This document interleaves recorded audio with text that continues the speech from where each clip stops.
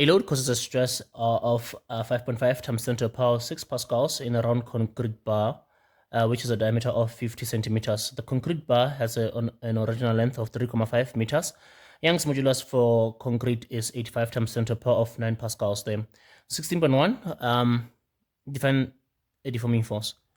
16.1, define a deforming force. A deforming force is a force that changes the shape, a force that changes the shape and size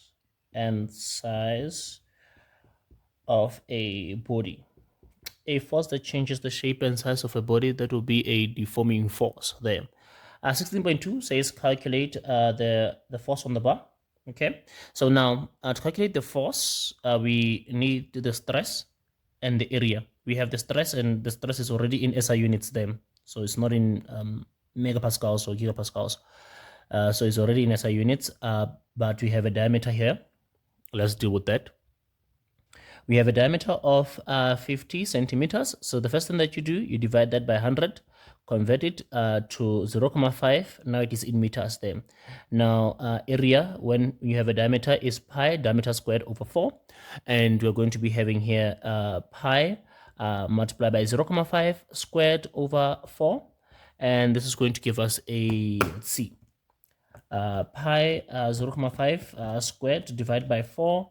It's 0.193495408 square meters there. That's what we have for area. And then to calculate the force, the stress formula says stress is equal to force divided by area, and it's going to be a stress of a 5.5 multiplied by 10 to the power of 6 is equal to 5.5 multiplied by 10 to the power of 6 is equal to force over 0.1963 495408 there. And we are going to say this is over 1 and cross multiply. Force multiplied by 1 is going to be force, is going to be equal to 5.5 times 10 to the power of 6 multiplied by 0.1963495408 there. And then we are going to multiply that answer of ours by 5.5 times 10 to the power of 6. It gives us a 1079922.48 newtons there of force there. So it's going to be 1 for calculating the area, 1, 2, 3, and then 4 there. So it's going to be 5 marks for that there.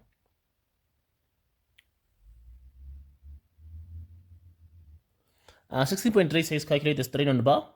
Usually when the question says calculate the strain, we need a change in length and an original length. Here we don't have those things there. What we have instead, we have a modulus and a stress, so therefore we must use a different formula to calculate the strain. So a formula whereby we get strain, whereby we have modulus and stress, is modulus equals to stress divided by strain. So we have a modulus of elasticity of 85 multiplied by 10 to the power of 9 is equal to a stress of 5.5 times 10 to the power of 6. We want to calculate the strain. So we're going to say this is over 1, cross multiply here. We have 85 multiplied by 10 to the power of 9 multiplied to strain is equal to 1 multiplied by 5.5 times 10 to the power of 6 there. And then at 12 divide by 85 times 10 to the power of 9 to cancel there, and we're left with strain. Do so also on the right hand side, divide by 85 times 10 to the power of 9 there. Then we are going to put this in the calculator. We have 5.5 multiplied by 10 to the power of 6 divided by 85 times 10 to the power of 9 there, giving us a 0.000065 there, 65. But because we're going to be using this in the following question, let's have all of that. We have 6470588 there, and it does not have units there. So that's going to be the strain there. 3 marks for this, 1 mark for the formula substitution, and then 1 mark for the answer there. Strain does not have units there. Okay. And 16.4 says calculate the change in length of the bar. So to calculate the change in length, we go to the original strain equation that says that strain is equal to the change in length divided by the original length there.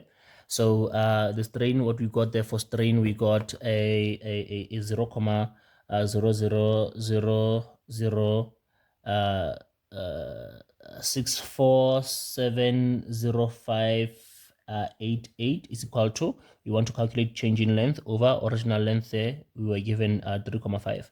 All of this over 1 cross multiply, change in length multiplied by 1 is change in length, is equal to all of that 0,00006470,588 multiplied by 3,5 there.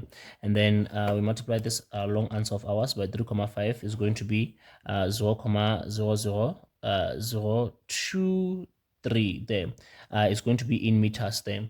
Remember, strain does not have units, but the units here is meters. So if we multiply our strain with an original length, with a length in meters, we get the answer in meters there. So yeah, if it was centimeters, we'll get our answer in centimeters there. All right. It's 1, 2, 3.